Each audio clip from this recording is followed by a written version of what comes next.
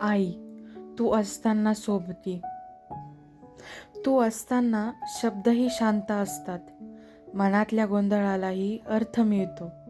जखमांवर प्रश्नही पडत नाही. फक्त तुझं असणं पुरेसं वाटतं. पावलात थकवा असला तरी डोळ्यातले स्वप्न पुन्हा उजळतात.